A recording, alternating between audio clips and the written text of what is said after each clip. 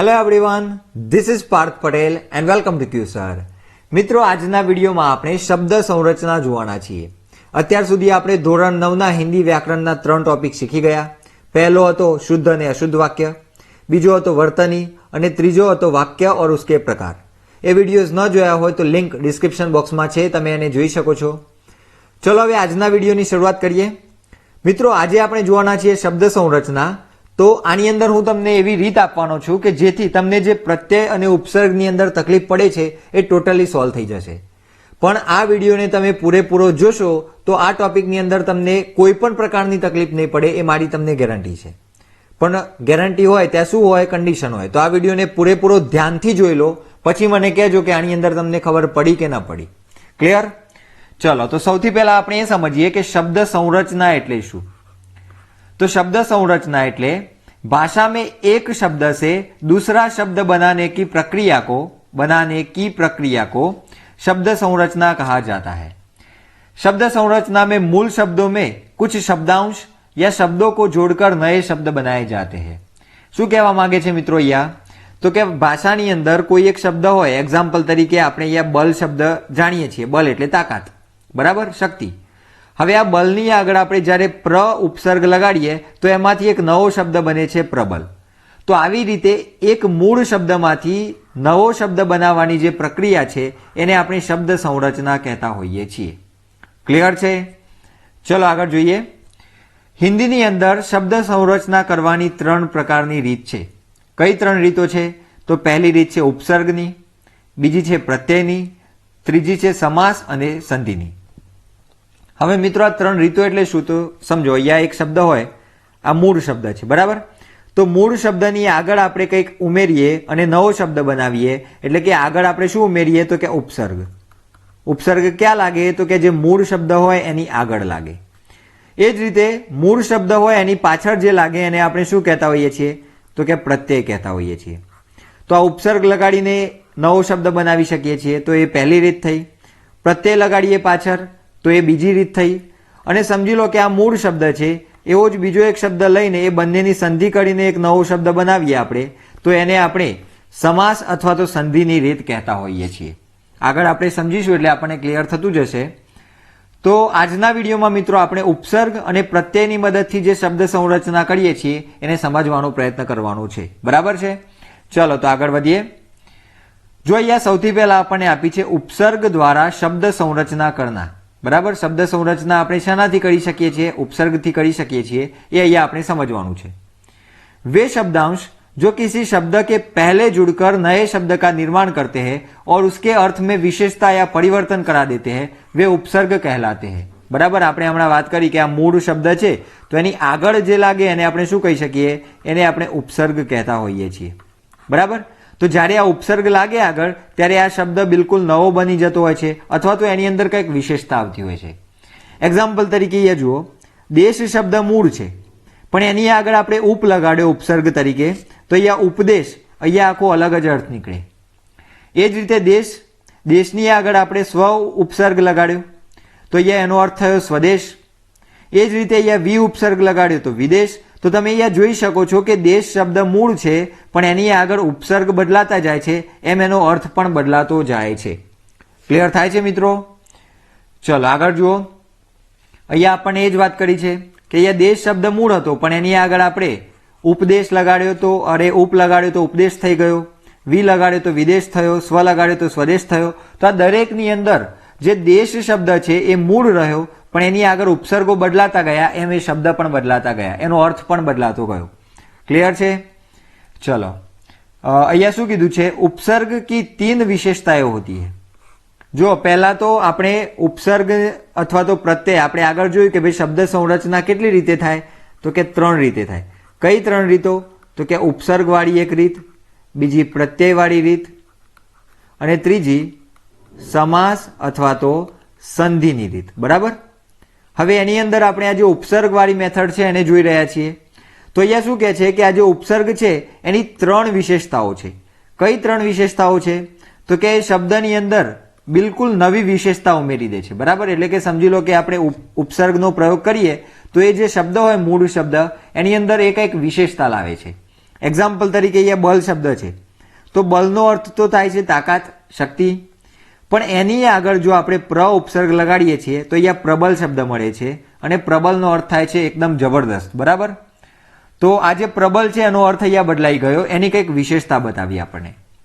એ જ રીતે શાસનનો અર્થ થાય છે રાજ્ય કરવું, બરાબર, પણ એની આગળ જો આપણે અનુ ઉપસર્ગ લગાડીએ તો અહીંયા શબ્દ થાય અનુશાસન અને તેનો વિશેષ અર્થ શું થાય તો એનો અર્થ વિશેષ થાય ડિસિપ્લિન, બરાબર. અનુશાસનનો અર્થ શું થાય? ડિસિપ્લિન. તો અહીંયા તમે જોઈ શકો છો કે આપણે આગળ ઉપસર્ગ ઉમેરતા હોઈએ છીએ તો શબ્દની અંદર નવી વિશેષતા આવતી હોય છે. તો અહીંયા ઉપસર્ગની જે 3 વિશેષતાઓ છે એમાંથી પહેલી કઈ તો કે નવી વિશેષતા લાવે, બરાબર. ઉપસર્ગનું પહેલું કામ શું છે તો કે નવી વિશેષતા લાવે. બીજું જુઓ, શબ્દ કે અર્થ કો ઉલટ દેના, બરાબર. જે શબ્દ હોય એનો વિરોધી શબ્દ બનાવી દેવો. કેવી રીતે? અહીંયા જુઓ, ચલો. ધર્મ શબ્દ છે, મૂળ શબ્દ ધર્મ છે, એની આગળ આપણે અ ઉપસર્ગ ઉમેર્યો તો અહીંયા શબ્દ થઈ ગયો અધર્મ, જે આ ધર્મનો વિરોધી બની ગયો. એ જ રીતે માન, તો એની આગળ આપણે અપ ઉપસર્ગ લગાડ્યો તો એ શબ્દ બની ગયો અપમાન. તો આ જે માન છે આ અપમાન અને માન એકબીજાના વિરોધી બની ગયા. તો અહીંયા તમે જોઈ શકો છો ઉપસર્ગની બીજી વિશેષતા શું થાય તો કે વિરોધી બનાવે. અને ત્રીજી એની વિશેષતા શું છે તો કે શબ્દ કે अर्थ में कोई खास परिवर्तन न करके मूलार्थ के इर्द गिर्द अर्थ प्रदान करना, बराबर. मूल જે અર્થ હોય શબ્દનો એના જેવો જ એની આજુબાજુનો જ અર્થ આપવો. એક્ઝામ્પલ તરીકે અહીંયા શુદ્ધ છે, એ શુદ્ધની આગળ આપણે ઉપસર્ગ લગાડ્યો વી તો અહીંયા શબ્દ બની ગયો વિશુદ્ધ. હવે શુદ્ધનો અર્થ થાય છે ચોખ્ખું, સ્વચ્છ, તો અહીંયા વિશુદ્ધનો અર્થ પણ એવો જ થાય છે, બરાબર. અહીંયા વિશુદ્ધ એટલે પણ સ્વચ્છ અથવા ચોખ્ખું જ થતું હોય છે. એ જ રીતે પરિભ્રમણ, અહીંયા ભ્રમણ છે એની આગળ આપણે ઉપસર્ગ કયો લગાડ્યો પરી, તો અહીંયા શબ્દ બન્યો પરિભ્રમણ. તો ભ્રમણનો અર્થ પણ ફરવું થાય, પરિભ્રમણનો અર્થ પણ ફરવું થાય. તો એ જે મૂળ અર્થ હોય એના આસપાસનો અર્થ આપે છે. તો અહીંયા આપણે ઉપસર્ગની 3 વિશેષતાઓ જોઈ. પહેલી કઈ તો કે નવી વિશેષતા લાવે છે. બીજું જોયું આપણે વિરોધી બનાવે, બરાબર, જે શબ્દ હોય એનો વિરોધી શબ્દ બનાવી દે. અને ત્રીજું મૂળ અર્થ જેવો અથવા તો એની આસપાસનો અર્થ આપે, બરાબર. તો આ જે 3 વિશેષતાઓ છે આ 3 વિશેષતાઓ ઉપસર્ગની છે. ક્લિયર મિત્રો? ચલો, શું શીખ્યા આપણે અત્યાર સુધી તો કે 3 રીતે શબ્દ સંરચના થાય. પહેલી ઉપસર્ગ, બીજું પ્રત્યય અને ત્રીજું સમાસ અથવા તો સંધિ. આ 3 રીતોમાંથી આજે આપણે આ બેને જોવાની છે અને એની અંદરથી આપણે અત્યારે આ ઉપસર્ગવાળી મેથડને જોઈ રહ્યા છીએ. અને એટલા માટે આપણે અહીંયા ઉપસર્ગની 3 વિશેષતાઓ જોઈ કે ભાઈ ઉપસર્ગ ઉમેરાય એટલે શબ્દની અંદર કયા કયા પ્રકારના ફેરફારો થાય તો કે એ શબ્દની અંદર નવી વિશેષતા આવે, કોઈ વારે વિરોધી બની જાય અથવા તો કોઈ વાર એનો જે મૂળ અર્થ હોય એની આસપાસનો અર્થ આપણને મળે. ચલો આગળ વધીએ. उपसर्ग शब्द निर्माण में बड़ा सहायक होता है. एक ही मूल शब्द विभिन्न उपसर्गों के योग से विभिन्न अर्थ प्रकट करता है, बराबर. उपसर्ग बदलाता जाए एम शब्दनो अर्थ बदलातो जाए. एग्जाम्पल तरीके यहाँ एक मूળ शब्द लीधो આપણે હાર. આ હારની આગળ આપણે આ મૂકીએ તો આહાર થઈ જાય જેનો અર્થ થાય છે ભોજન. એ જ હારની આગળ આપણે ઉપસર્ગ મૂકીએ સમ તો અહીંયા થઈ જાય સંહાર જેનો અર્થ થાય છે નાશ. એના પછી હારની આગળ આપણે મૂકીએ ઉપ તો અહીંયા ઉપહાર શબ્દ થઈ જાય જેનો અર્થ થાય છે સોગાત, ગિફ્ટ, બરાબર. તો અહીંયા તમે જોઈ શકો છો કે મૂળ શબ્દ તો હાર જ છે પણ આપણે દરેકની આગળ ઉપસર્ગ અલગ અલગ મૂકતા જઈએ છીએ એમ એમાંથી એક નવો શબ્દ બનતો જાય છે અને એનો અર્થ પણ બદલાતો જાય છે. એ જ રીતે અહીંયા જુઓ, હારની આગળ આપણે ઉત ઉપસર્ગ મૂક્યો તો અહીંયા શબ્દ બની ગયો ઉદ્ધાર. ઉદ્ધાર એટલે મુક્તિ અથવા તો મોક્ષ. એ જ રીતે હારની આગળ ઉપસર્ગ મૂકીએ પ્ર તો પ્રહાર. પ્રહાર એટલે ચોટ કરના, બરાબર, ઘા કરવો. વી વત્તા હાર, અહીંયા હારની આગળ આપણે વી ઉપસર્ગ મૂક્યો તો અહીંયા વિહાર થયું એટલે કે મનોરંજનાર્થ યત્ર તત્ર ગુમના. તો તમે અહીંયા જોઈ શકો છો કે મૂળ શબ્દ તો હાર જ હતો પણ એ હારની આગળ જેમ જેમ ઉપસર્ગો બદલ્યા એમ નવા નવા ઘણા બધા શબ્દો બનતા ગયા. ઇન શોર્ટ, આપણને જો ઉપસર્ગ અને પ્રત્યય વાળું આ ચેપ્ટર આવડતું હોય તો આપણે એક જ માંથી ઘણા બધા શબ્દો બનાવી શકીએ છીએ. हिंदी भाषा में हिंदी के अपने उपसर्ग, संस्कृत के उपसर्ग और अरबी उर्दू के उपसर्गों का प्रयोग होता है, बराबर. અહીંયા ફારસી પણ આવશે, બરાબર. અરબી, ફારસી અને ઉર્દુ આ ઉપસર્ગોનો પણ હિન્દીની અંદર ઉપયોગ થાય છે. હવે જે મેન વસ્તુ આપણા માટે છે અહીંયાથી સ્ટાર્ટ થાય છે. કેમ? તો કે પરીક્ષાની અંદર આપણને આ જે ચેપ્ટર છે એમાંથી ક્વેશ્ચન્સ પૂછાય છે. કેવી રીતે પૂછાય છે? તો આપણને એવું પૂછે કે ભાઈ નીચેનામાંથી, બરાબર, હિન્દીમાં પૂછે, નીચેનામાંથી કયો સંસ્કૃત ઉપસર્ગ નથી, બરાબર. અને એવી રીતે પછી આપણને ઓપ્શન A, B, C અને D, આની અંદર આપણને કોઈકમાં અપ આપેલું હોય, કોઈકમાં બીન આપેલું હોય, કોઈકમાં આ આપેલું હોય, કોઈકમાં શું આપેલું હોય, આવી રીતના આપણને ઓપ્શન્સ આપેલા હોય તો આપણને કન્ફ્યુઝન થાય કે ભાઈ આમાંથી સંસ્કૃતનો ઉપસર્ગ કયો નથી, આની અંદરથી કયો હિન્દીનો કે ફારસીનો કે અરબીનો ઉપસર્ગ છે, આપણને કેવી રીતે ખબર પડે? તો મિત્રો આજના વિડીયોમાં આ યાદ કરવા માટેની એક શોર્ટ ટ્રીક લાવ્યો છું. તમે આરામથી યાદ કરી શકશો, પણ આ વિડીયોને ધ્યાનથી જોતા રહો, બરાબર. ચલો તો હવે સ્ટાર્ટ કરીએ. જો આપણે એ ઉપસર્ગોને યાદ કરીએ એના પહેલા તમારે એ સમજવાનું છે કે ઉપસર્ગો કેટલા પ્રકારના છે. તો હમણાં આપણે વાત કરીએ એવી રીતે હિન્દીના ઉપસર્ગો છે, પછી સંસ્કૃતના ઉપસર્ગ છે, બરાબર, અને એ જ રીતે અરબી, ફારસી, ઉર્દુ, આ બધાના ઉપસર્ગો છે. હવે મિત્રો આની અંદરથી જો આપણે આ ઉપસર્ગોને યાદ તો કરવા જ પડશે, બરાબર. હું અહીંયા લખું છું ઉપસર્ગો, એ ઉપસર્ગો આપણે યાદ તો કરવા જ પડશે. પણ હવે એટલા બધા ઉપસર્ગો યાદ કેવી રીતે કરવા? તો એટલા માટે શું કરવાનું? જુઓ, જેની અંદર વધારે છે એને આપણે છોડી દઈશું. સમજી લો કે આ જે સંસ્કૃત છે તો સંસ્કૃતના ઘણા બધા ઉપસર્ગો છે, તો આપણે સંસ્કૃતના ઉપસર્ગોને યાદ કરવાની હમણાં જરૂર નથી. આપણે હિન્દીના અને અરબી ફારસીના ઉપસર્ગોને યાદ કરી લઈશું, એટલે આપણને આરામથી ખબર પડી જશે કે ભાઈ આ બે સિવાયનો હોય એ કયો હોય? તો કે સંસ્કૃતનો ઉપસર્ગ હોય.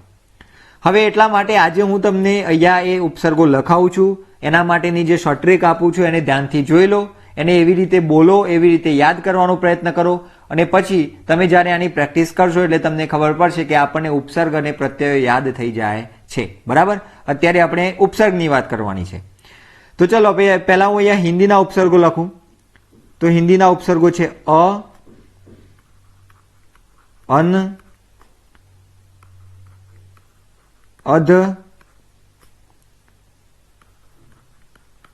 ઔ, ક, કુ, દુ, ની, બિન, ભર, સ, સુ, પર અને ન, બરાબર. તો અહીંયા જોઈ શકો છો મિત્રો કે આ જે અહીંયા મેં લખ્યા છે આટલા, આ ઉપરનો ભાગ, આ ભાગની અંદર આપણે જે લખ્યા એ બધા હિન્દીના ઉપસર્ગો છે, બરાબર. આપણને પરીક્ષાની અંદર બેઠે બેઠું પૂછાઈ શકે કે ભાઈ નીચેનામાંથી કયો હિન્દીનો ઉપસર્ગ છે, તો આપણે આ બધા યાદ કરેલા હોય તો આપણને આવડે. હવે તમને થાય કે ભાઈ આ બધું યાદ ન રહે એવું છે, ચિંતા ન કરો, હું આના માટેની શોર્ટ ટ્રીક આપું છું, તમને યાદ થઈ જશે. ક્લિયર? ચલો હવે આની અંદરથી મિત્રો સંસ્કૃતમાં બે ઉપસર્ગ રિપીટ થાય છે. કયા? તો કે એક અ અને બીજો સુ. ખાસ યાદ રાખજો, અ અને સુ આ બે જે ઉપસર્ગો છે એ સંસ્કૃતની અંદર રિપીટ થાય છે. જો અહીંયા પણ આવેલો છે અને અહીંયા સુ આવેલો છે, તો આ જે બે ઉપસર્ગો છે એ સંસ્કૃતની અંદર રિપીટ થાય છે. એના સિવાયનો એક પણ ઉપસર્ગ અહીંયા રિપીટ થવાનો નથી. ક્લિયર છે? ચલો તો અહીંયા સંસ્કૃતના ઉપસર્ગો બીજા છોડી દેવાના, ખાલી આ બે યાદ કરવાના, અ અને સુ, કારણ કે હિન્દીની અંદર પણ આવે છે અને સંસ્કૃતમાં પણ આવે છે. હવે એના સિવાય આપણે અરબી ફારસીના જે ઉર્દુના અરબી ફારસીના જે ઉપસર્ગો છે એને લખી લઈએ અહીંયા. તો એ છે અલ, પછી એન, એના પછી કમ, ખુશ, ગેર, દર, ના, બ, બદ, બર, બીલા, બે, લા, સર, હમ અને હર. તો હવે મિત્રો અહીંયા તમે જોઈ શકો છો કે આ જે આટલા સુધી આપણે લખ્યા આ બધા શેના છે તો કે અરબી, ફારસી અથવા તો ઉર્દુના જે ઉપસર્ગો છે એ છે. હવે આપણે આની અંદરથી આ અરબી, ફારસી, ઉર્દુના અને આ હિન્દીના જે ઉપસર્ગો છે એને યાદ કરી લેવાના, એટલે જે સંસ્કૃતના ઉપસર્ગો છે એ આપોઆપ આ બંનેથી અલગ પડી જાય. ઓકે, હવે આ બંનેને યાદ કરવા માટેની એક રીત લાવ્યો છું. એ રીત તમારે થોડુંક ઇમેજિનેશન કરવાનું છે, ધ્યાનથી સમજવાનું છે. તમે જો સમજશો તો તમને એ વસ્તુ એકદમ પાક્કી ક્લિયર થઈ છે. બરાબર? ચલો, તો હવે એ આપણે સમજવાનો પ્રયત્ન કરીએ. હું અહીંયા પેન બદલી લઉં જેથી આપણે અહીંયા લખીએ તો તમને ક્લિયરન્સ રહેતું જાય. હવે મિત્રો આપણે સૌથી પહેલા તો આ જે અરબી, ફારસીના પ્રત્યયો છે, ઉપસર્ગો, પ્રત્યય નહીં, સોરી, ઉપસર્ગો, તો એ ઉપસર્ગોને યાદ કરવા માટેની શોર્ટ ટ્રીક અહીંયા લખીએ. બરાબર? તો શોર્ટ ટ્રીક અહીંયા લખું છું. જો આની અંદર શું યાદ રાખવાનું છે ખબર છે? આમાં મોટા ભાગના જે અક્ષરો છે એ એવા છે કે જે હિન્દીમાં કે સંસ્કૃતમાં બહુ વધારે પડતા રિપીટ થાય એવા નથી. એક્ઝામ્પલ તરીકે અહીંયા જુઓ, બ વાળા જે ઉપસર્ગો છે, બદ, બર, બીલા, બે, બ, તો આ બધા જે શબ્દો છે, આ બધા જે ઉપસર્ગો છે, આ ઉપસર્ગો એવા છે કે જે અહીંયા જુઓ, અહીંયા ખાલી આની અંદર આ બીન આવે છે, એના સિવાય બીજે ક્યાંય બ વાળો ઉપસર્ગ આવતો નથી. તો એટલા માટે અહીંયા લખવાનું આપણે બ. બરાબર? ચલો, એના પછી તમે અહીંયા જોઈ શકો છો કે ઘ વાળા જે ઉપસર્ગો છે, અહીંયા ઘેર, એ જ રીતે બીજે ક્યાંય ઘેર વાળો કઈ ઘ વાળો જોવા મળે છે નથી. તો એ જ રીતે અહીંયા તમે હિન્દી અને સંસ્કૃતના ઉપસર્ગો જોશો તો એની અંદર પણ તમને ઘ વાળો કોઈ ઉપસર્ગ જોવા મળશે નહીં. તો અહીંયા આપણે લખી લઈએ ઘ. એના પછી જુઓ, લ વાળા જે ઉપસર્ગો છે, તો અહીંયા લ આવેલો છે. બરાબર? એના સિવાય ક્યાં લ જોવા મળે છે? નહીં. બરાબર? તો હવે તમે આ જોશો, હિન્દી અને સંસ્કૃતના ઉપસર્ગો ચેક કરશો તો એની અંદર પણ તમને લ વાળા કોઈ ઉપસર્ગ જોવા મળશે નહીં.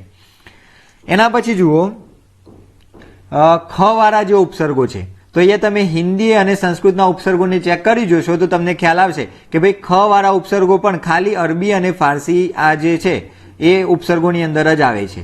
તો એટલા માટે અહીંયા આપણે લખી લઈએ ખ. હવે મિત્રો અહીંયા આપણે એક શોર્ટ ટ્રીક બનાવીએ. ચલો, એ શોર્ટ ટ્રીક હું અહીંયા ઉપર લખું છું. બરાબર? અહીંયા હું લખું છું એટલે તમારે અહીંયા જોવાનું છે ખાસ. જો અહીંયા જે આ શબ્દો આવ્યા ખ, ગ, બ, લ, તો અહીંયા આપણે આવી રીતે લખીશું ખ, ગ, બ, લ. બરાબર? ખગ એટલે શું થાય મિત્રો? તો કે ખગ એટલે પક્ષી. તો ખ, ગ, બ, લ એટલે પક્ષીનું બળ. આવી રીતે યાદ રાખો, ખ, ગ, બ, લ. ખ, ગ, બ, લ. ખ એટલે શું? તો કે ખ વાળા જે પ્રત્યયો આવતા હોય અરબી, ફારસી, ઉર્દુની અંદર જ આવે. ગ વાળા આવતા હોય ક્યાં આવતા હોય? તો કે અરબી, ફારસી, ઉર્દુમાં. બ વાળા આવતા હોય તો તમારે ખાલી અપવાદાત્મક આ જે બિન છે એને યાદ કરવાનો હિન્દીમાં, બાકી અરબી, ફારસી, ઉર્દુમાં જ આવશે. એ જ રીતે લ વાળા પ્રત્યયો હોય એ પણ ક્યાં આવશે? તો કે અરબી, ફારસી, ઉર્દુમાં. તો ખ, ગ, બ, લ. હવે તમે અહીંયા જોઈ શકો છો કે મોટાભાગના જે પ્રત્યયો છે, અરે ઉપસર્ગો છે, સોરી પ્રત્યયો નથી, ઉપસર્ગો, એ ઉપસર્ગો આપણે અહીંયા યાદ કરી શકીએ છીએ. કેવી રીતે? તો કે ખ, ગ, બ, લ. હવે આ ખગ બલ કેવી રીતે યાદ રાખવાનું? તો તમને રહી જાય. ખગ એટલે પક્ષી અને બલ એટલે તાકાત. તો પક્ષીનું બળ. બરાબર? પક્ષીનું બળ આવી રીતે યાદ રાખવાનું, ખગ બલ. હવે મિત્રો તમારા જે ટીચર છે એ તમને કહે છે કે ભાઈ જુઓ પક્ષીનું બળ, દેખો ખગ બલ દિખ રહા હૈ તુમે. આપણને પૂછે છે, શું પૂછે છે?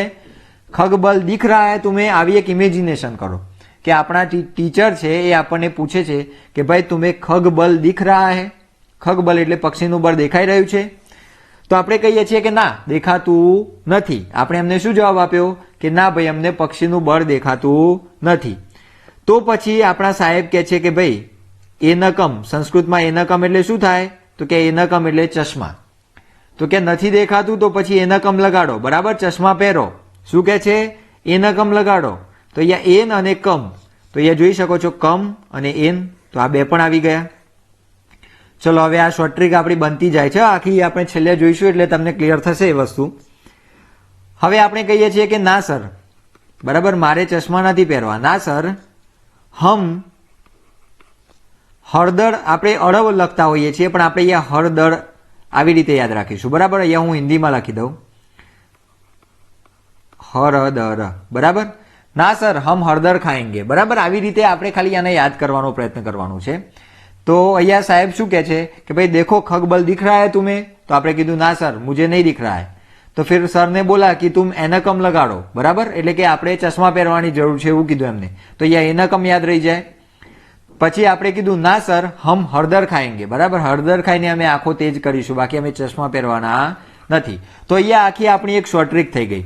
સાહેબે આપણને કીધું ખગબળ દેખાય છે, આપણે કીધું ના, તો સાહેબે કીધું એનકમ ચશ્મા લગાડો, બરાબર, એનકમ એટલે ચશ્મા, તો કે એનકમ લગાડો. આપણે કીધું ના સર હમ હળદર ખાएंगे, બરાબર, અમે હળદર ખાઈને આંખો તેજ કરીશું. તો આ જે આખી શોર્ટ ટ્રીક જોઈ એની અંદર દરેક આવી જશે. જો અહીંયા ના, તો અહીંયા ના આવી ગયો. પછી અહીંયા સર, તો અહીંયા સર આવી ગયો. હમ, તો અહીંયા હમ આવી ગયો. હર, તો અહીંયા હર આવી ગયો. અને દર, તો આપણો જે બાકી રહેલો દર ક્યાં છે, આ રહ્યો, બરાબર, તો આ દર પણ આવી ગયો. તો અહીંયા તમે જોઈ શકો છો કે આપણે જેટલા પણ ઉપસર્ગો છે અરબી ફારસીના એને યાદ કરી લીધા. અહીંયા જે અલ આવેલો છે એને કેવી રીતે યાદ કરવાનું, તો જો અહીંયા લ આવેલો છે, બરાબર, તો લ વાળું આપણે જોઈ ગયા છીએ. તો તમારે આને રિવાઇઝ કરી લેવાનું છે એકવાર. કેવી રીતે, તો કે खगबल देख सकते हो, तो आपने कीधु ना हमें नहीं दिखता है. तो सर ने बोला एनकम लगाओ, तो हमने सर से कहा ना सर हम हरदर खाएंगे, बराबर. तो આવી રીતે તમે આ શોર્ટ ટ્રીકને યાદ કરી શકો છો. હવે આની અંદર તમારે શું યાદ રાખવાનું, તો ખાલી આજે મેં તમને અહીંયા બ લખાડ્યો ને, તો બ વાળામાંથી આ જે બિન છે એ હિન્દીમાં આવે છે એટલું જ તમારે અલગથી યાદ કરવાનું છે.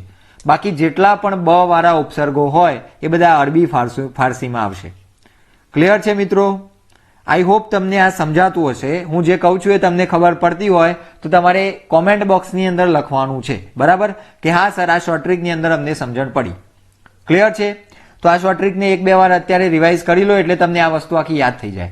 સરને અમે પૂછા ખગબલ દેખ सकते हो, हमने बोला नहीं हमें नहीं दिख रहा. तो सर ने कहा एनकम लगाड़ो, बराबर, આપણે ગુજરાતી હિન્દી મિક્સ કરીશું, આપણને યાદ રહેવું જોઈએ, આપણો હેતુ છે. તો સર ने कहा एनकम लगाड़ो, बराबर, एनकम लगाओ. हमने सर से बोला ना सर हम हरदर खाएंगे, बराबर, तो आंखों तेज करवा માટે અમે હળદર ખાઈશું, બાકી અમે એનકમ એટલે કે ચશ્મા પહેરવાના નથી. તો આઈ હોપ મિત્રો તમને આજે અરબી ફારસી ઉર્દુ આ જે ઉપસર્ગો છે એને યાદ કરવા માટેની રીત જે અહીંયા આપી એ તમને ગમી પણ હશે અને આવડી પણ ગઈ હશે. હવે મિત્રો અહીંયા આપણે આ એક કામ કરી લીધું, બરાબર. હવે આપણે બીજા આ પ્રત્યયોને યાદ કરવાના થશે. બાકી સંસ્કૃતના પ્રત્યયોને આપણે યાદ નથી કરવાના. કેમ? તો કે આપણને અરબી ફારસી ઉર્દુ અને હિન્દી આટલા યાદ આવડી જાય, એટલા યાદ થઈ જાય તો પછી આપણે સંસ્કૃતના પ્રત્યયોને આપોઆપ અલગ કરી શકીએ છીએ. ક્લિયર છે મિત્રો? ચલો હવે આના માટેની શોર્ટ ટ્રીક આપણે જોવી પડશે. તો આની અંદરથી આ જે અ, અન, અધ અને ઔ આટલા પ્રત્યયોને આપણે ગાયને યાદ કરવાના છે, બરાબર. કેવી રીતે યાદ કરવાના છે? આટલા પ્રત્યયોને આપણે ગાયને યાદ કરવાના છે. કેવી રીતે? ચલો જ્યાં બેઠા હોય ત્યાં ધીમે ધીમે એવું હોય, આજુબાજુમાં લોકો હોય તો મારી સાથે ધીમે ધીમે ગાઓ. અ અન અધ ઔ, અ અન અધ ઔ, અ અન અધ ઔ, અ અન અધ ઔ. આ રીતે તમારે આને મારી સાથે ગાવાનું છે. ચલો એકવાર ફરીથી, જો ન ગાયા હોય તો એકવાર મારી સાથે આને બોલો, તમને 100% યાદ રહેશે મિત્રો. મેં આ પોતે પહેલા અનુભવ કર્યો, મેં યાદ કર્યું અને એના પછી હું તમને અહીંયા ભણાવું છું, એટલે અહીંયા આ વસ્તુ અનુભવના આધારે સિદ્ધ થયેલી છે. તો તમારે પણ જો આ યાદ કરવું હોય તો આવી રીતે બોલો. અ અન અધ ઔ, અ અન અધ ઔ, અ અન અધ ઔ. ચલો હવે આટલા પ્રત્યયો, આટલા ઉપસર્ગો આપણને યાદ થઈ જાય તો એના પછીના જે ઉપસર્ગો છે એને પણ આપણે એકદમ સરળતાથી યાદ કરી શકીએ. કેવી રીતે? તો જો અહીંયા ક અને કુ આ બેને ભેગું કરીએ તો અહીંયા થઈ જાય કકુ, બરાબર. તો હવે અહીંયા પણ આપણે ગાવાનું જ છે. કકુ નામનું એક સસલું છે, બરાબર. તો અહીંયા આપણે આ જે સસુ, આનું બાળક શું બોલે? સસુ. તો અહીંયા આપણે સસુ લખી લઈએ. ઓકે, તો અહીંયા જે કકુ છે એ અને અહીંયા સસુ આવી ગયું. હવે બીજું એક દુની નામનું સસુ છે, બરાબર. સસલું બીજું કયું છે? દુની નામનું. તો અહીંયા દુની પણ આવી જાય. યાદ રાખજો કકુ અને દુની આ બે સસુ છે, એટલે કે સસલા છે, બરાબર. નાના બાળકની ભાષામાં આપણે આને યાદ કરવાનો પ્રયત્ન કરીશું. અને અહીંયા પરન, બરાબર. આમ તો આપણે પર્ણ આવી રીતે લખતા હોઈએ છીએ, પણ અહીંયા આપણે આ પર અને ન એને છૂટું છૂટું લખવાનું, પણ એને પર્ણ છે એવી રીતે યાદ કરવાનું, બરાબર. તો પરન અને છેલ્લું આ ભર. હવે હું તમને સમજાવું કે આની શોર્ટ ટ્રીક આપણે કેવી રીતે લખીએ છીએ. આ પરન આટલું યાદ કરવાનું અને અહીંયા ભર. ચલો હવે આ જે આખી શોર્ટ ટ્રીક છે એ પણ તમારે મારી સાથે ગાવાની છે. જો પહેલું તો આ અન અધ ઔ, અન અધ ઔ, આવી રીતે તમે આને યાદ કરી લીધું હશે. એના પછી આને કેવી રીતે યાદ કરવાનું? તો કક્કુ નામે સસુ છે. શું યાદ રાખવાનું? કક્કુ નામે સસુ છે. દૂની એનો મિત્ર છે. શું યાદ રાખવાનું? કક્કુ નામે સસુ છે. દૂની એનો મિત્ર છે. લાગે છે મિત્રો બાલ મંદિરમાં બેઠા હોઈએ એવું, પણ આપણો હેતુ છે કે આપણને આ ઉપસર્ગો પૂછાય તો ગમે તેવું પૂછી લે, આપણી ભૂલ પડવી ન જોઈએ. ક્લિયર? તો ચલો બોલો. કક્કુ નામે સસુ છે. દૂની એનો મિત્ર છે. કક્કુ નામે સસુ છે. દૂની એનો મિત્ર છે. ચલો તો કક્કુ, સસુ અને દૂની આટલા પ્રત્યે આપણા ઉપસર્ગો યાદ થઈ ગયા. હવે આગળ કક્કુ નામે સસુ છે. દૂની એનો મિત્ર છે. દૂની એને કહે છે. બરાબર, દૂની એને કહે છે એટલે દૂની કક્કુને કહે છે. શું કહે છે? પરન બિન પેટ ભર. બરાબર, પરન એટલે પર્ણ, બિન એટલે વગર, પેટ ભર. આપણે જોઈએ કે ભાઈ તું પેટ ભરી બતાય, પર્ણ વગર તું પેટ ભરી બતાય. આ જંગલની અંદર તું રહે છે ને, તો તું પર્ણ વગર એકવાર પેટ ભરી બતાવ. બરાબર, ચલો તો અહીંયા હું આખી શોર્ટ ટ્રીક નવા પેજ ઉપર આપણે એ લખી લઈએ. પહેલા તો પેલું યાદ રાખવાનું, અન અધ ઔ. બરાબર, ચલો તમને આ યાદ થઈ ગયું હશે. એના પછી કક્કુ નામે સસુ છે. બરાબર, જે નકામા શબ્દો છે હું ગુજરાતીમાં લખું છું. કક્કુ નામે સસુ છે. દૂની એનો મિત્ર છે. દૂની એને કહે છે. પરન બિન પેટ ભર. બરાબર, તો જો આખી આપણી આ શોર્ટ ટ્રીક થઈ ગઈ. આને ગાવાની પણ મજા આવશે. તમે નવરા બેઠા હશો તો તમે આને વાગોળતા જશો તો તમને પણ મજા આવશે. જો કેવી રીતે ગાવાનું? કક્કુ નામે સસુ છે. દૂની એનો મિત્ર છે. દૂની એને કહે છે. પરન બિન પેટ ભર. બરાબર, તો આની અંદર આજે મેં ગુજરાતીમાં લખ્યા ને આટલા શબ્દો નકામા છે. બરાબર, એને આપણે શોર્ટ ટ્રીકમાં યાદ કરવાના નથી. એટલે કે હા, શોર્ટ ટ્રીક યાદ કરવા માટે જરૂરી છે, પણ એમાંથી કોઈ ઉપસર્ગ બનવાનો નથી. ક્લિયર? તો ચલો, કક્કુ નામે સસુ છે. દૂની એનો મિત્ર છે. દૂની એને કહે છે. પરન બિન પેટ ભર. બરાબર, પરન બિન પેટ ભર. તો અહીંયા તમે જોઈ શકો છો કે આપણા જેટલા પણ ઉપસર્ગો છે એ દરેક ઉપસર્ગને આપણે આવી રીતે યાદ કરી શકીએ છીએ હિન્દીના. ક્લિયર? અન અધ ઔ. કક્કુ નામે સસુ છે. દૂની એનો મિત્ર છે. દૂની એને કહે છે. પરન બિન પેટ ભર. ક્લિયર? તો તમે અહીંયા જોઈ શકો છો આ દરેક ઉપસર્ગને લખી જુઓ. આજે આપણે શોર્ટ ટ્રીક આપીએ, બોલી જુઓ, એને યાદ કરી લો અને પછી જુઓ તમને દરેક ઉપસર્ગ યાદ રહે છે કે નથી રહેતા. એ જ રીતે આપણે અરબી ફારસી માટે પણ શોર્ટ ટ્રીક જોઈ. કઈ શોર્ટ ટ્રીક જોઈ? તો સાહેબે આપણને કીધું ખગબલ દેખો. આપણે સાહેબને કીધું કે સાહેબ અમે ખગબલ દેખી શકતા નથી. તો સાહેબે કીધું એ નકમ લગાડો. બરાબર, એ નકમ લગાડો એટલે કે ચશ્મા લગાડો. એ નકમ એટલે ચશ્મા થાય ને, તો એ નકમ લગાડો, ચશ્મા લગાડો. તો આપણે કીધું ના સર હમ હળદર ખા કે આંखें તેજ કરેંગે. બરાબર, તો અહીંયા ના સર હમ હળદર ખાएंगे. બરાબર, તો હર અને દર. તો અહીંયા પણ આ રીતે આપણે આખા જે અરબી ફારસી અને ઉર્દુના જે ઉપસર્ગો છે એને યાદ કરી શકતા હતા. ક્લિયર છે મિત્રો? ચલો અત્યારે જ કોમેન્ટ કરી દેવાની છે કે તમને આ શોર્ટ ટ્રીક કેવી લાગી છે. તમને આ શોર્ટ ટ્રીકની અંદર સમજણ પડી કે ન પડી એ તમારે મને કહેવાનું છે. બીજી વાત મિત્રો, આની અંદર શું તમારે ખાસ ધ્યાન રાખવાનું છે તો કે આ જે અ ઉપસર્ગ છે એ અને આ જે સુ ઉપસર્ગ છે આ સંસ્કૃતની અંદર પણ આવે છે અને હિન્દીમાં પણ આવે છે. એટલે આ જે વસ્તુ છે અહીંયા હું સ્ટાર કરીને લખી લઉં છું, અ અને સુ. આ જે છે આ બે હિન્દી અને સંસ્કૃત બંનેમાં આવે છે. બરાબર, ડબલ ઢોલકી છે. તો એટલા માટે આને તમારે ખાસ યાદ રાખવાનું છે.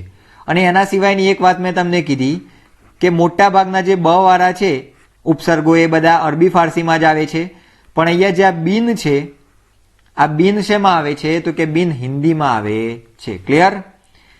તો હવે આ રીતે આપણે આ જે ઉપસર્ગો છે એને યાદ કરી શકીએ છીએ. એવું હોય તો તમને તમારે આ શોર્ટ ટ્રીક લખવી હોય તો તમે લખી લો, બરાબર. તમે આને પોતે બોલશો તો પણ તમને અત્યારે જ આવડી જશે કે કુના મેં સસુ છે, દુની એનો મિત્ર છે, દુની એને કહે છે પર બીના પેટ ભર. તો આવી રીતે તમે જાણે પેલું રેપ ગાતા હોય ને એવું તમને લાગશે અને આ તમને યાદ થઈ જશે. એ જ રીતે અહીંયા સાહેબે કીધું કે ભાઈ ખગબલ જુઓ.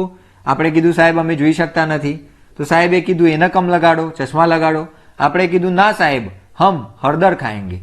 તો એવી રીતે તમે આ બંને શોર્ટ ટ્રીકથી હિન્દી, અરબી ફારસી અને ઉર્દુના ઉપસર્ગોને યાદ કરી શકો છો. ચલો હવે આપણે એ ઉપસર્ગોમાંથી શબ્દો કેવી રીતે બને છે એ તરફ આગળ વધીએ. જોઈએ મેં તમને કીધું આ ઉપસર્ગ આવે છે, તો અહીંયા હિન્દીના ઉપસર્ગો આપ્યા છે આપણને, બરાબર છે.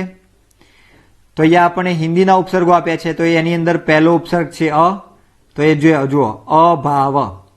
તો અભાવ દર્શાવવો હોય, નિષેધ દર્શાવવો હોય, અહીંયા તો અર્થ આપેલું છે, બરાબર એનો. તો અહીંયા અ ઉમેરાય જ્યારે ઉપસર્ગ તરીકે ત્યારે એની અંદર શું અર્થ આવે તો કે અભાવનો અર્થ આવે, એની અંદર નિષેધનો અર્થ આવે. જેવી રીતે અહીંયા અચેત. તો અચેત એટલે શું તો કે ચેતનાનો અભાવ હોય એવી અવસ્થા. તો અહીંયા અચેત. એ જ રીતે અજ્ઞાન. તો જ્ઞાનનો અભાવ હોય. જો અ લાગેલો એટલે શું થયું, આગળ અ લાગ્યો તો શું થઈ ગયું, અભાવ બતાવે છે. તો જ્ઞાનનો અભાવ હોય એવી અવસ્થા એટલે અજ્ઞાન, બરાબર. જો ભાવ, તો ભાવની આગળ આપણે અ લગાડ્યો એટલે શું થયું તો કે ભાવનો અભાવ હોય એને આપણે અભાવ કહીએ છીએ, બરાબર. ચલો અમર. તો અહીંયા મર છે એની આગળ આપણે અ લગાડ્યું. તો અહીંયા નિષેધ, જે ન મરવાળો હોય એવો. તો અહીંયા આપણે નિષેધ કર્યો કે ભાઈ જે ન મરે એવો. તો એટલા માટે અહીંયા અનો અર્થ નિષેધથી નીકળે છે, બરાબર. નિષેધ અર્થ નીકળે છે એમાં. તો આ વસ્તુઓ તો તમે હવે વાંચો તો પણ તમને આ સમજણ પડતી જશે. આપણું મેઇન જે ટાસ્ક હતું એ આ ઉપસર્ગોને યાદ કરવાનું હતું. એ જ રીતે અહીંયા જો અન. તો અનની અંદર પણ અભાવ અને નિષેધનો જ અર્થ નીકળતો હોય છે. અનપઢ એટલે કે જેની અંદર પઢાઈનો અભાવ હોય એ, અથવા તો જે નથી ભણ્યો એવો. અનમોલ, જેનો કોઈ મોલ ન હોય એ. અનજાન, જેને આપણે જાણતા ન હોઈએ એ. અનબન, ન બનતું હોય એવી અવસ્થા. એ જ રીતે અધ. તો અધ એટલે અડધું, આધા, બરાબર. અધ પકા એટલે અડધું પાકેલું, અડધું શેકાયેલું. અધ ખીલા, અડધું ખીલેલું. અધમરા, અડધું મળેલું. અને અવનો અર્થ થાય છે હીન અથવા તો નિષેધ, બરાબર. તો જો અવગુણ. અવગુણ એટલે ખરાબ ગુણો. તો અહીંયા અવનો અર્થ શું થયો, હીન, ખરાબ થયો. અવગટ, બરાબર. અહીંયા અવગટનો અર્થ શું થાય તો કે ખરાબ ગટ. ઔઢર. તો આ બધા જે તમે શબ્દો જોઈ શકો છો એની અંદર આપણે આ જે ઉપસર્ગોનો પ્રયોગ કર્યો છે એ ઉપસર્ગો કયા છે તો કે હિન્દીના ઉપસર્ગો છે. હવે પરીક્ષાની અંદર એવી રીતે પણ ક્વેશ્ચન પૂછાઈ શકે કે નીચે આપેલા શબ્દોમાંથી કયા શબ્દની અંદર હિન્દી ઉપસર્ગનો પ્રયોગ થયેલો છે અથવા તો હિન્દી ઉપસર્ગનો પ્રયોગ થયેલો નથી. તો જ્યારે આપણને આ ઉપસર્ગો આવડતા હોય એટલે આપણે આરામથી એની આગળ કયા કયા ઉપસર્ગો છે એ ચેક કરીને નક્કી કરી શકીએ કે ભાઈ કયા શબ્દની અંદર હિન્દી ઉપસર્ગ છે. સમજી લો કે કોઈ શબ્દની આગળ આવી રીતે બીલા ઉપસર્ગ લાગેલો હોય તો આપણને તરત જ આઈડિયા આવી જાય કે ભાઈ બીલા ઉપસર્ગ એ હિન્દીનું નથી, બરાબર. તો એટલા માટે આપણે એ શબ્દને ટીક કરતા નથી. તો અહીંયા હું તમને જસ્ટ સમજાવું છું કે પરીક્ષાની અંદર આ રીતે ક્વેશ્ચન્સ પૂછાયા છે અને આવનારી પરીક્ષાની અંદર પણ 100% પૂછાશે. ચલો આગળ વધીએ. જો આપણે પેલી જે શોર્ટ ટ્રીક બોલી હતી ને અ અન અધ ઔ, અ અન અધ ઔ, તો તમે આ જોઈ શકો છો અ અન અધ ઔ. તો અહીંયા આપણને હિન્દીના ઉપસર્ગો યાદ થયા. પછી જો પેલું આવી કકુના મેં સસુ છે તો અહીંયા ક અથવા તો કુ આ હિન્દીના ઉપસર્ગ છે, એનો અર્થ થાય છે બુરા અથવા તો બુરાઈ. કપૂત, કુચાલ, કુપાત્ર, કુકર્મ એટલે કે આની અંદર જ્યારે આ ક અથવા તો કુ લાગે એટલે એની અંદરથી બુરા, ખરાબ અથવા તો બુરાઈ, ખરાબ વસ્તુ હોય એવો અર્થ નીકળતો હોય છે, બરાબર. ચલો કુકર્મ જેવી રીતે છે, કપૂત છે. કુકર્મ એટલે ખરાબ કર્મ, કપૂત એટલે ખરાબ પુત્ર, બરાબર. કુપાત્ર એટલે ખરાબ પાત્ર, કુચાલ એટલે ખરાબ ચાલ. તો અહીંયા આપણે સમજી શકીએ છીએ. એ જ રીતે અહીંયા દુ, તો દુ એટલે કમ અથવા તો બુરા. દુબલા એટલે એકદમ ઓછું બળ હોય એવો વ્યક્તિ. દુષ્ચરિત્ર એટલે ખરાબ ચરિત્રવાળો. દુકાળ એટલે ખરાબ કાળ, બરાબર. તો અહીંયા તમે જોઈ શકો છો કે આપણે આ જે દુ ઉપસર્ગ છે એનાથી પણ શબ્દો કેવી રીતે બનાવીએ છીએ. આપણું મેઇન ફોકસ શું હતું તો કે આ ઉપસર્ગો હિન્દીના છે એ આપણે પકડી શકવા જોઈએ. તો આપણી શોર્ટ ટ્રીક એ કામ કરી જશે. પછી અહીંયા દુની, તો દુની એટલે શું તો કે ની એટલે નિષેધ, બરાબર, અભાવ. તો નિગુ, નિકમ્મા, નિહત્તા, નિધડક. તો આ બધા શબ્દોની આગળ ની લાગે તો એની અંદર નિષેધનો અથવા તો અભાવનો અર્થ સૂચવાય છે. જેવી રીતે અહીંયા ધડક, તો ધડકની આગળ ની લાગ્યો તો જેની પાસે ધડકણ નથી એ અથવા તો ધડકણનો અભાવ, તો એને આપણે નિધડક કહી શકીએ છીએ. એ જ રીતે નિહત્તા, તો જેની પાસે હથિયાર નથી તેવો અથવા તો જેની પાસે હથિયારનો અભાવ છે એવો, તો અહીંયા આપણે નિષેધ અથવા અભાવનો અર્થ લઈ શકીએ છીએ. એ જ રીતે અહીંયા બિન આપેલું છે, તો બિનનો અર્થ પણ અભાવ અથવા નિષેધ થાય. તો જુઓ, બિન દેખા, બિન બ્યાહા, બિન બોલા. તો અહીંયા તમે સમજી શકો છો કે આની અંદર પણ અભાવ અથવા નિષેધનો અર્થ મળે છે આપણને. એ તમે સમજતા જશો એટલે તમને એકદમ આરામથી આ વસ્તુ ખબર પડતી જશે કે ભાઈ બિન દેખા એટલે જોયા વગરનું, બિન બ્યાહા એટલે પરણેલા વગરનું, બિન બોલા એટલે બોલ્યા વગરનું. તો અહીંયા એ બધી વસ્તુનો નિષેધ દર્શાવવામાં આવે છે કે ભાઈ આવું નથી અથવા તો એનો અભાવ છે. બરાબર, ચલો આગળ જોઈએ. જો ભર આપણે આગળની શોર્ટ ટ્રીકમાં જોઈએ જ ગયા હતા. કક્કુ નામે સસુ છે, દુની એનો મિત્ર છે, દુની એને કહે છે, પરન બિન પેટ ભર. તો અહીંયા જુઓ ભર આવે છે, તો ભર એટલે પૂરા, તો ભરપૂર, ભરસક, ભરપેટ, પેટ ભરીને. તો અહીંયા પૂરેપૂરો અર્થ નીકળતો હોય છે. બરાબર, પૂરેપૂરો એટલે કે પેટ ભરેલું છે, પૂરેપૂરું પેટ ભરેલું છે, અહીંયા ભરપેટની અંદર અર્થ નીકળે. ક્લિયર? ચલો, સ, તો સ એટલે અચ્છા, સહિત, તો સપૂત, સચેત, સહર્ષ, સજાતીય. તો આની જોડે આપણે અચ્છા કાં તો સહિત એવો અર્થ નીકાળી શકીએ છીએ. સપૂત એટલે સારો પુત્ર, સચેત એટલે ચેતનાની સાથે, સહિત. બરાબર, ચેતનાની સાથે. સહર્ષ એટલે હર્ષ સાથે. સજાતીય એટલે સારી જાતિનો. બરાબર, અથવા તો જાતિ સહિત. તો અહીંયા આપણે આ જે અચ્છા અને સહિતનો અર્થ છે અહીંયા સમજી શકીએ છીએ. એનાથી આગળ શું છે મિત્રો, અહીંયા ધ્યાન રાખવાનું છે તમારે. કેમ ધ્યાન રાખવાનું છે? કારણ કે આ જે શું છે એ સંસ્કૃતની અંદર પણ આવે છે. બરાબર, સંસ્કૃતની અંદર પણ આ ઉપસર્ગ છે શું. તો સુનો અર્થ થાય છે ઉત્તમતા અથવા તો સાથ. જેવી રીતે સુડોલ એટલે સારા આકારવાળું, સુજાન એટલે સારી રીતે જાણતું હોય એવું. બરાબર, તો આની અંદર આપણે ઉત્તમતા અથવા તો સાથ એવો અર્થ નીકાળતા હોઈએ છીએ. જો આ જે અર્થ છે એમાંથી ક્વેશ્ચન નહીં બને. પ્રશ્ન પૂછાશે તો કેવી રીતે પૂછાશે? તો કે મેં તમને જેવી રીતે આગળ કહ્યું કે નીચેનામાંથી કયા શબ્દમાં હિન્દી ઉપસર્ગનો પ્રયોગ થયેલો નથી, અથવા તો નીચેનામાંથી કયો હિન્દી ઉપસર્ગ અથવા તો સંસ્કૃત ઉપસર્ગ છે. આવા ક્વેશ્ચન્સ આપણને પૂછાઈ શકે. ચલ આગળ. પર, પર ન આપણે જોયું હતું ને, પર ન. તો અહીંયા પ અને અહીંયા ન. તો પર એટલે અધિક, આગે. તો પર પોતા એટલે આપણે જાણીએ છીએ કે બહુ આગળનો જે આપણો પુત્ર હોય, પૌત્ર હોય, એને આપણે પરપોતા કહેતા હોઈએ છીએ. પર દાદા એટલે કે દાદાના પણ પપ્પા. બરાબર, તો અહીંયા પર દાદા આપણે એવી રીતે સમજી શકીએ છીએ. ન ની અંદર શું આવે છે મિત્રો? તો ન આવે એટલે અભાવ આવે. નપુતા, નપુતી. તો અહીંયા તમે જોઈ શકો છો કે નપુતા એટલે જે સ્વચ્છ નથી એવું. તો અહીંયા સ્વચ્છતાનો અભાવ છે. બરાબર, તો આની અંદર આપણે અભાવનો અર્થ લેતા હોઈએ છીએ જ્યારે ન ઉપસર્ગ લાગેલો હોય ત્યારે. ચલો, તો અહીંયા આપણા જે હિન્દીના ઉપસર્ગ છે એ પૂરા થાય છે. આપણે હિન્દી ઉપસર્ગને એકવાર ફરીથી યાદ કરી લઈએ. અ, અન, અધ, ઔ. કક્કુ નામે સસુ છે, દુની એનો મિત્ર છે, દુની એને કહે છે, પર ન બિન પેટ ભર. બરાબર, પર ન બિન પેટ ભર. તો આવી રીતે આપણે હિન્દી ઉપસર્ગને યાદ કર્યા. ક્લિયર છે મિત્રો?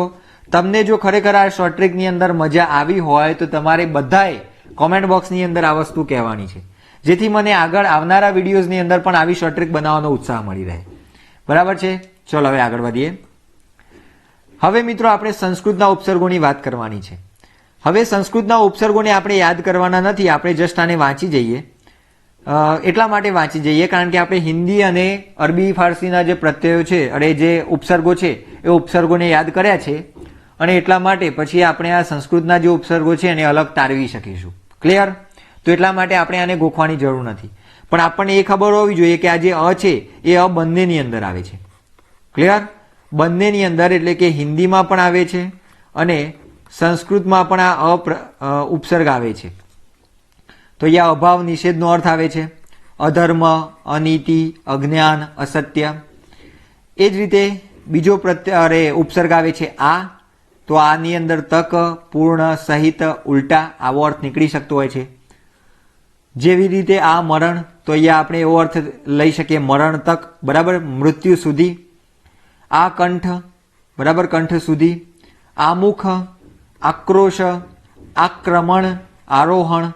તો આ દરેકની અંદર આપણે આ ઉપસર્ગનો પ્રયોગ કરેલો છે. આ ઉપસર્ગ શેની અંદર આવશે તો કે સંસ્કૃતમાં આવશે. આપણે પેલા બે ઉપસર્ગો બે પ્રકારના ઉપસર્ગો તૈયાર કર્યા એમાં આવતો નથી, એટલે આપણને તરત ખબર પડી જાય કે ભાઈ સંસ્કૃતમાં આવે છે.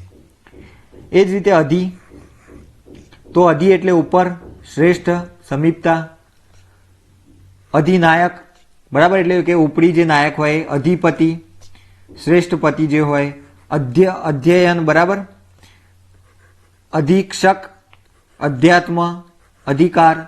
તો આ બધા જે શબ્દો છે એની અંદર અધિ ઉપસર્ગનો પ્રયોગ થયેલો છે. ક્લિયર છે મિત્રો?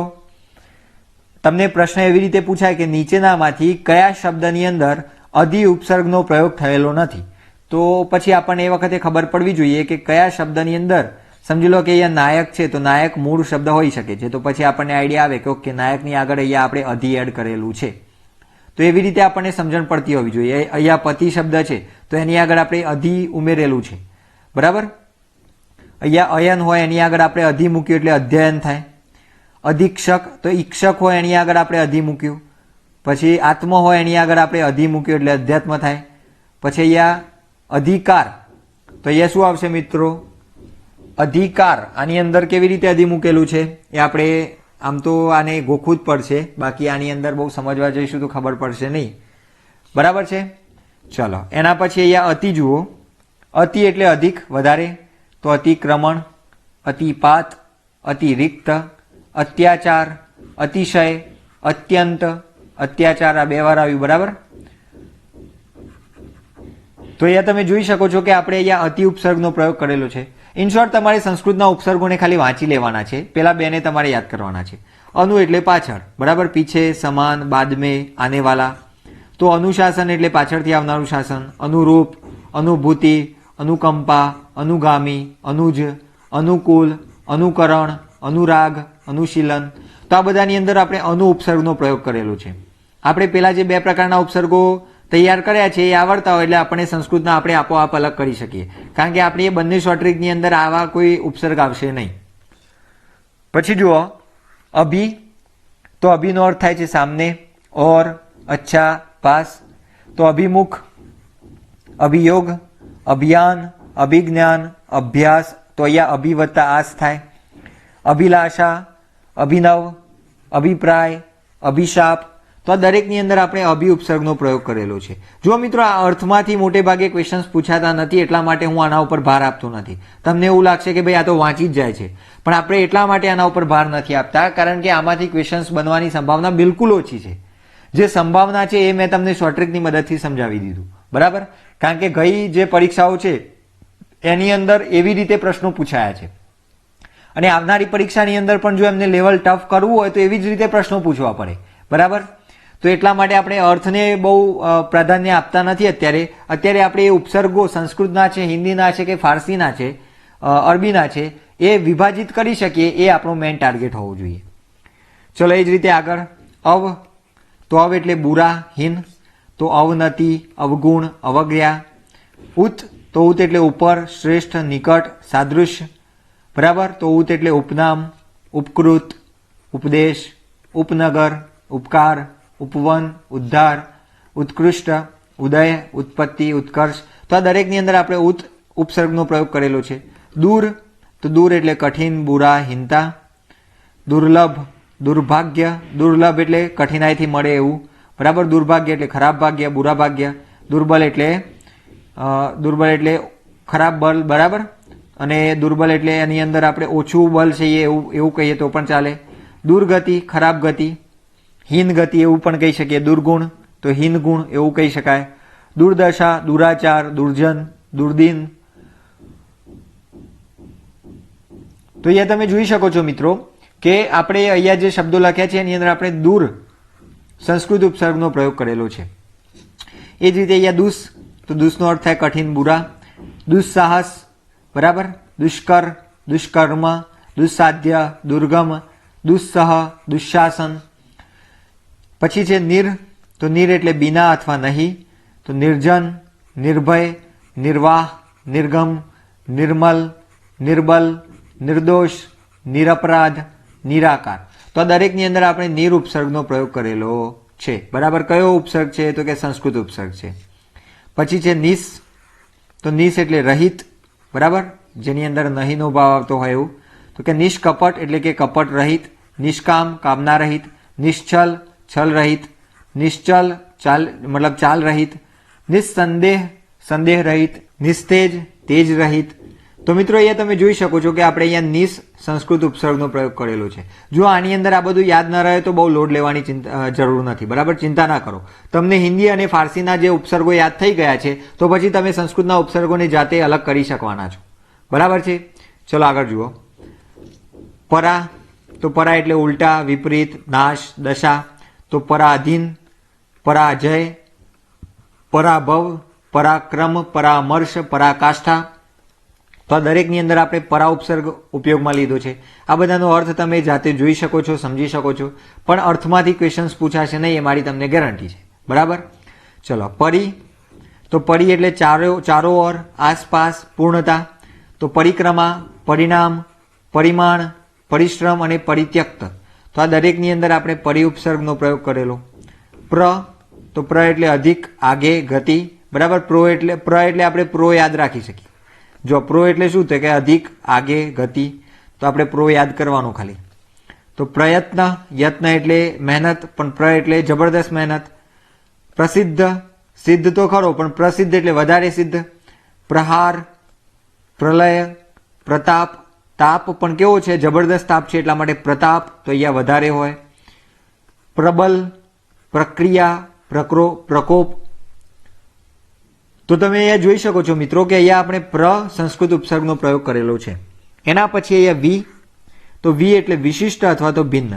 તો અહીંયા જો વિખ્યાત, વિજ્ઞાન, વિશેષ જ્ઞાન, વિપક્ષ, વિદેશ, વિયોગ. તો આ દરેકની અંદર આપણે જોઈ શકીએ છીએ અહીંયા જો ભિન્ન આવે અર્થ. તો અહીંયા વિદેશ એટલે બીજો દેશ. બરાબર. તો એટલા માટે અહીંયા વી ઉપસર્ગનો પ્રયોગ શું થાય તો કે ભિન્ન અર્થ માટે થતો હોય છે. તો એટલા માટે તમે જોઈ શકો છો મિત્રો કે અહીંયા આપણે સંસ્કૃત ઉપસર્ગ વીનો પ્રયોગ કરેલો છે. તો અહીંયા આપણે સંસ્કૃત ઉપસર્ગો જોઈ રહ્યા છીએ. એના પછી છે પ્રતિ, તો પ્રતિ એટલે સામને, વિરુદ્ધ, વિશેષાર્થ में. પ્રતિહિંસા, પ્રતિધ્વનિ, પ્રતિવાદ, પ્રતિકાર, પ્રતિજ્ઞા, પ્રતિભા, પ્રતિષ્ઠા, પ્રતિદિન. તો આ દરેકની અંદર પ્રતિ ઉપસર્ગ આવેલો છે. પછી સમ, તો અહીંયા સંયોગ, અચ્છા, પૂર્ણ, સાથ. આવા અર્થાની અંદરથી નીકળતા હોય છે. તો જોઈએ સંતોષ, સંસ્કાર, સંયુક્ત, સંવાદ, સંમેલન. તો આ દરેકની અંદર આપણે સમ ઉપસર્ગનો પ્રયોગ કર્યો. પછી છે શું. ચલો પાછું આઈએમપી આવ્યું આપણા માટે. કેમ તો કે આ શબ્દ આ ઉપસર્ગ ક્યાં આવે છે, હિન્દીમાં પણ આવે છે અને સંસ્કૃતમાં પણ આવે છે.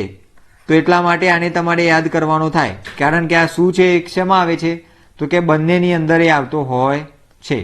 બંનેમાં ઉપસર્ગ આવતો હોય છે. એટલા માટે તમારે આના ઉપર ખાસ ધ્યાન આપવાનું છે. ચલો શુંનો અર્થ શું થાય તો કે અચ્છા, શ્રેષ્ઠતા. હવે મિત્રો અહીંયા જોઈ શકો છો તમે સુપુત્ર, સુશિક્ષિત, સુરમ્ય, સુજન, સુકાલ, સુગમ. તો આ દરેકની અંદર આપણે સુ ઉપસર્ગનો પ્રયોગ કરેલો છે. એના પછી છે સ્વ, તો સ્વ એટલે અપના. આ તો આપણે જાણતા હોઈએ છીએ. સ્વરાજ્ય, સ્વતંત્ર. તો આ દરેકની અંદર આપણે સ્વ ઉપસર્ગનો પ્રયોગ કરેલો છે. તમારે શું યાદ કરવાનું, હિન્દી અને અરબી ફારસીના ઉપસર્ગો યાદ કરવાના. બાકી સંસ્કૃતના ઉપસર્ગો તમારે યાદ કરવાના નથી. જો ખાસ ના પાડું છું, તમે કરવા જશો તો ઘણું બધું કન્ફ્યુઝન થશે. આની અંદર ઘણું બધું મિક્સઅપ થઈ જશે. એટલા માટે તમારે સંસ્કૃત ઉપસર્ગોને હમણાં યાદ કરવાના નથી.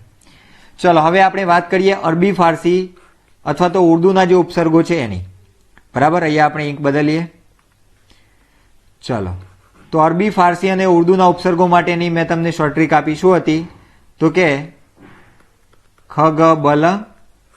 દેખો સાહેબે શું કીધું, ખગબલ જુઓ. આપણે કીધું નથી દેખાતું તો સાહેબે કીધું એ નકમ, ચશ્મા પહેરો. બરાબર. તો આપણે કીધું નાસર. પછી આપણે શું કીધું હમ હરદર. તો આવી રીતે આપણે આ શોર્ટ ટ્રીકને યાદ કરી હતી. ખગબલ જુઓ, આપણે કીધું નથી દેખાતું તો સાહેબે કીધું એ નકમ લગાવો.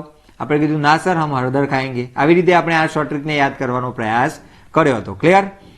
તો હવે જુઓ અહીંયા મેં તમને કહ્યું હતું કે જેટલાની અંદર પણ લ આવતો હોય એ લ વાળા ઉપસર્ગોને આપણે શેમાં મૂકવાના તો કે અરબી ફારસી અને ઉર્દુમાં એને મૂકવાના.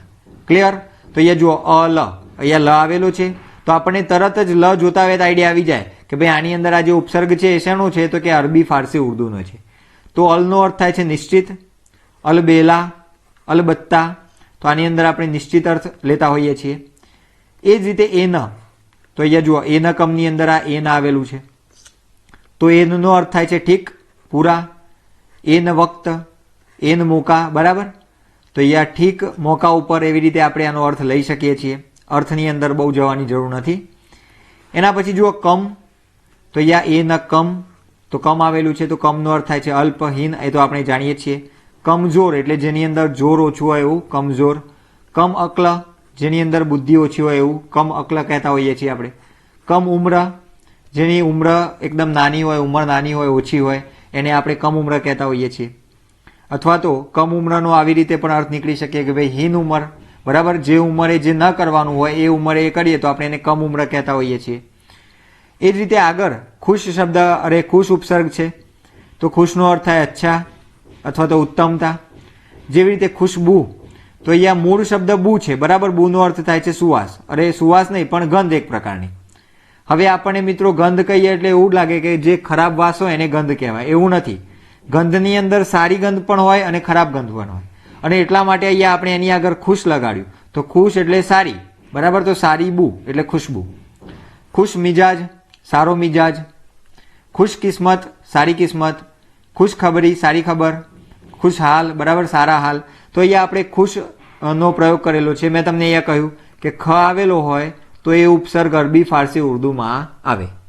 ક્લિયર છે? ચલો આગળ જુઓ. અહીંયા આવેલો છે ગેર, તો ગેરનો અર્થ થાય છે ભિન્ન અથવા તો નિષેધ. જેવી રીતે અહીંયા ગેરકાનૂની, તો ગેરકાનૂની એટલે શું, તો કે કાનૂન વગરનું, બરાબર. જેની અંદર કાનૂન ન હોય એવું. ગેરહાજર, તો જે હાજર ન હોય એવું. તો અહીંયા તમે જોઈ શકો છો કે આ ગેર ઉપસર્ગને આપણે કેવી રીતે યાદ કરી શકતા હતા. તો અહીંયા મેં તમને કીધું ખ ગ, તો ગ વાળા જે ઉપસર્ગો હોય એ પણ અરબી ફારસી ઉર્દૂમાં આવશે. બાકી હિન્દી સંસ્કૃતમાં એક પણ ઉપસર્ગની અંદર ગ આવશે નહીં. ચલો આગળ. દર, તો આપણે પેલું હ ર દ ર લખ્યું હતું, તો અહીંયા દર આવે છે. તો દર એટલે મેં અંદર. દરઅસલ, દર હકીકત, દરકાર. ચલો ના, તો અહીંયા જો આપણે ના જોયું હતું, ના સર, આપણે અહીંયા ના પાડતા હતા તો એની અંદર ના આવતું હતું. તો નાની અંદર અભાવ હોય. ના પસંદ, પસંદ નથી એવું. ના મંજૂર, નારાજ, નાલાયક, નાદાન, ના જાયઝ. તો અહીંયા તમે જોઈ શકો છો કે આ દરેકની અંદર આપણે અભાવ વ્યક્ત કરતા હોઈએ છીએ. એના પછી બ, જો મેં તમને એક અપવાદ આની અંદર કહ્યો હતો કે બ વાળામાં જે બિન આવે છે એ હિન્દી ઉપસર્ગ છે, બરાબર. આટલું તમારે જાતે યાદ કરવાનું છે કે જે બિન આવે છે એ હિન્દી ઉપસર્ગ છે. આ બિન સિવાયના જેટલા પણ બ વાળા ઉપસર્ગો છે એને આપણે અરબી ફારસી ઉર્દૂમાં મૂકીશું. તો અહીંયા બ એટલે કે અનુસાર અથવા ઓર. બનામ, બદૌલત, બખૂબી એટલે બહુ સારી રીતે. ચલો, તો અહીંયા તમને અરબી ફારસી ઉર્દૂના ઉપસર્ગ યાદ રહેતા હશે.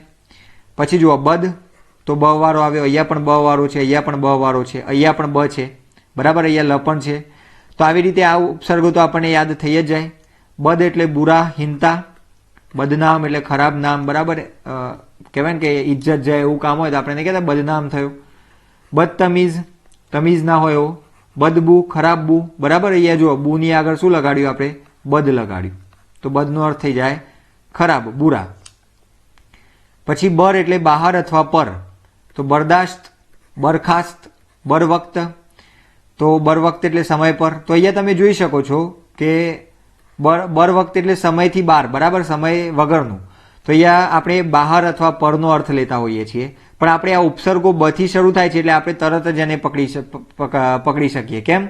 તો કે અહીંયા આપણે એની શોર્ટ ટ્રીક લખી હતી, જુઓ ખ ગ બ લ. તો અહીંયા બ આવતો હતો. તો બ વાળા જેટલા પણ હોય અહીંયા બિનને છોડીને એ દરેક ઉપસર્ગ અરબી ફારસી ઉર્દૂમાં આવશે. એ જ રીતે બા, તો બા એટલે સાથ, સે. બાકાયદા, બાઇજ્જત, બાકલમ. તો અહીંયા બાકાયદા એટલે કાયદા સાથે, બરાબર, કાયદાથી. તો અહીંયા બાની અંદર સાથ અથવા સેનો અર્થ આવતો હોય છે. બીલા એટલે બગેર, બીના, બરાબર. તો બીલા વજહ, બીલા કસૂર, બીલા અક્લ એટલે અકલ વગરનો. તો અહીંયા જો આ બીના અક્લ એવું નથી, બીના અક્લ પણ આવી શકે અને બીલા અક્લ પણ સાચું આવે. તો અહીંયા જેટલા પણ ઉપસર્ગો છે એની શરૂઆત ક્યાંથી થાય છે, બ થી થાય છે. તો મેં તમને હમણાં સમજાવ્યું કે ભાઈ જેની આગળ બ લાગતો હોય એને આપણે અરબી ફારસી ઉર્દૂની અંદર મૂકી દેવાનું. ખાલી એની અંદર પેલો જે બિન છે એને આપણે જુદો રાખવાનો છે. ક્લિયર? એ શેની અંદર આવે તો કે હિન્દીમાં આવે છે. ચલો, અહીંયા પણ બ છે તો બે એટલે બીના અભાવ, બે ઈમાન ઈમાનદારી વગરનો, બે કસૂર કસૂર વગરનો, બે ચારા ચારા વગરનો, બે હોશ હોશ વગરનો. પછી અહીંયા જુઓ લા, તો આપણે આગળ જોઈ ગયા હતા ખ ગ બ લ, તો એની અંદર લ વાળા જે હોય એને આપણે અરબી ફારસીમાં મૂકવાની વાત કરી હતી. તો લ એટલે બીના અભાવ. જો અહીંયા પણ આપણે જે બીલા જોયું એની અંદરથી આ બી કાઢી નાખીએ તો પણ અહીંયા અભાવ અને બીના એવો અર્થ નીકળે જ છે. ક્લિયર? તો અહીંયા લાવારીસ, લા વજહ, લા જવાબ, લા પરવાહ. તો દરેકની અંદર તમે જોઈ શકો છો કે અહીંયા લા વારીસ એટલે વારીસ વગરનો, લા જવાબ એટલે જવાબ વગરનો, અથવા તો જેનો જવાબ ન હોય એવું, લા પરવાહ એટલે જેને પરવાહ ન હોય એવું. એ જ રીતે સર, તો અહીંયા આપણે શોર્ટ ટ્રિકની અંદર શું જોયું હતું? જુઓ, સર હમ હરદર પીએંગે, બરાબર આપણે જે વાત કરી હતી એ પ્રમાણે. તો અહીંયા સર આવશે, તો અહીંયા સરની અંદર શું અર્થ નીકળે? મુખ્ય અથવા તો શ્રેષ્ઠ. જેવી રીતે અહીંયા સરપંચ, તો પંચ જે હોય આપણા ગામનું એની અંદર જે શ્રેષ્ઠ હોય, જે મુખ્ય હોય એને આપણે સરપંચ કહેતા હોઈએ છીએ. સરનામ, સરતાજ. એ જ રીતે અહીંયા જુઓ હમ, આપણે આગળ જોયું હતું ના સર હમ હળદર પીએંગે, તો હમ ઉપરથી અહીંયા હમની અંદર સાથ અથવા તો બરાબર એવો અર્થ નીકળતો હોય છે. જેવી રીતે અહીંયા હમદર્દ, હમસફર એટલે સાથે સાથે ચાલનાર, હમ ઉમ્ર એટલે આપણા જેટલી જ બરાબર ઉંમરવાળો, બરાબર આપણા જેટલી જ ઉંમરનો, હમરાજ. પછી અહીંયા હર, તો હર એટલે પ્રત્યેક, હર સાલ, હર ઘડી, હર રોજ, હર દફા. તો અહીંયા આપણે આને સમજી શકીએ છીએ. બરાબર છે મિત્રો?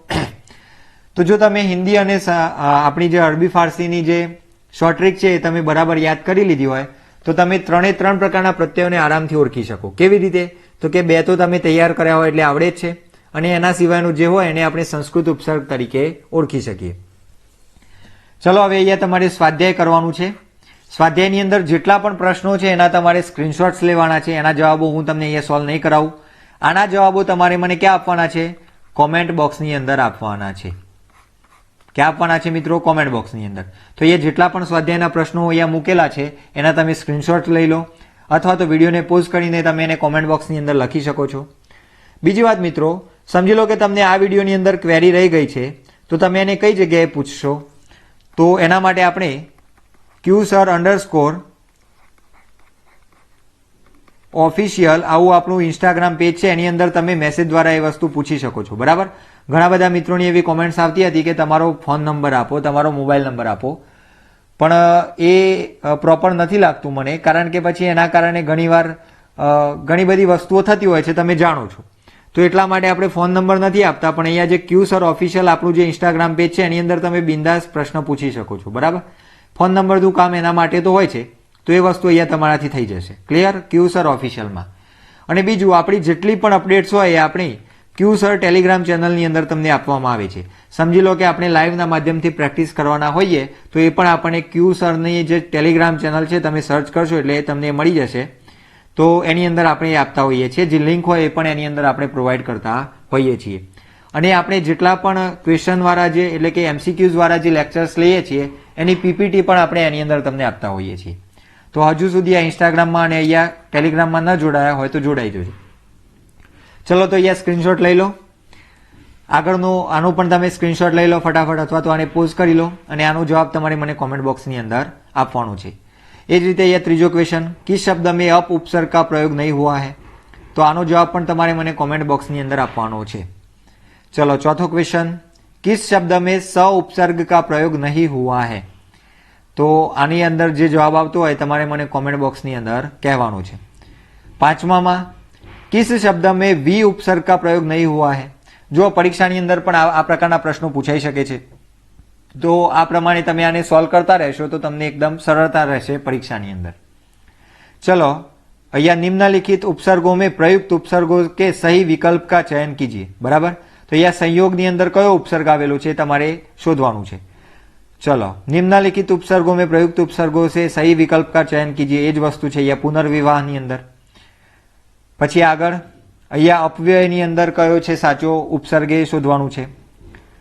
ચલો, હવે આ જે પ્રત્યય દ્વારા શબ્દ સંરચના છે એને આપણે નેક્સ્ટ વિડીયોની અંદર જોઈશું. આજના વિડીયોની અંદર મિત્રો તમારે આ સ્વાધ્યાયના જેટલા પણ ક્વેશ્ચન્સ છે એના જવાબ તમારે મને ખાસ કોમેન્ટ બોક્સની અંદર આપવાના છે. ક્લિયર? તો આઈ હોપ મિત્રો તમને આજના વિડીયોની અંદર મજા આવી હશે. આપણે જે 2 શોર્ટ ટ્રિક્સ જોઈ છે એ તમે લખી પણ લીધી હશે અને તમને એ બોલીને આવડી પણ ગઈ હશે. તો આ જ રીતે આપણે નેક્સ્ટ વિડીયોની અંદર મળીશું. વિડીયો સારો લાગ્યો હોય તો વિડીયોને લાઇક કરો અને આ જ રીતે આ ચેનલની અંદર આપણે ટેટ 2નું કન્ટેન્ટ અપલોડ કરતા હોઈએ છીએ. તો આ ચેનલ સાથે જોડાઈ જાઓ અને બેલ આઇકનને પ્રેસ કરી દો, જેથી જેટલા પણ આવનારા વિડીયોઝ હોય એનું નોટિફિકેશન્સ યુટ્યુબ તમને આપતું રહે. ચલો મળીશું નેક્સ્ટ વિડીયોમાં. Thank you very much.